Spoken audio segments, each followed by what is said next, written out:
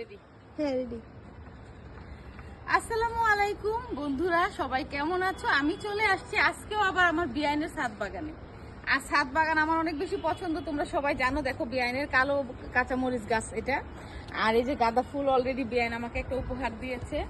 আর এই তো গোলাপগুলি দেখাও, কি যে সুন্দর, মাশাআল্লাহ। গোলাপের একটু অন্যরকম কিন্তু গোলাপটা। আর এই যে রেন লিলি, আসো। টমেটো গাছ, এই যে বেগুন। বিয়ানকে বললাম যে বিয়ান বেগুন গাছ বেশি করে লাগাও, রোজাতে আর বেগুন কিনতে হবে না। যে দাম বাড়ে রোজাতে বেগুনের, বেগুনই খাওয়া যাবে গাছের বেগুন থেকে। তো বিয়ান 3-4টা গাছ লাগাইছে অলরেডি বেগুনের। আর অলরেডি এই যে টমেটো গাছ, এই যে টমেটো, এটা বোম্বাই মরিচ মনে হয় না, এটা টমেটো গাছ। মাশাআল্লাহ ফুল আসছে টমেটো গাছে। এই যে কাঁচা মরিচ, কালো কাঁচা মরিচ বিয়ান 2টা লাগাইছে, লেবু গাছ লাগাইছে একটা।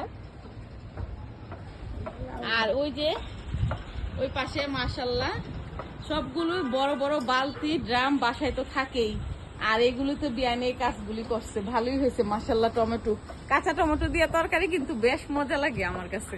তোমাদের কাছে কেমন লাগে জানি না, তবে আমার কাছে কাঁচা টমেটো খুব ভালো লাগে। তো ভালো, এরকম যাদের ছাদ আছে অবশ্যই ছাদ বাগান করবেন। আর ছাদ বাগান করলে ছাদটাও ঠান্ডা থাকে। আর বিশেষ করে আপনারা অনেক সবজি খেতে পারবেন, ফলমূল খেতে পারবেন, কারণ ছাদটাও বেকার ফেলে রেখে কোনো লাভ নাই। তো আমার বিয়ানের ছাদটা অনেক বড়, তো এই পাশে আরো গাছ লাগাবে, খুব ভালো হবে। অনেক জায়গা আছে, বিয়ান পুরো বাগান বানায় ফেলবে এটাকে। তো এখন আস্তে আস্তে করতেছে আর কি, নিজেদের বাসা হইলে যা হয়।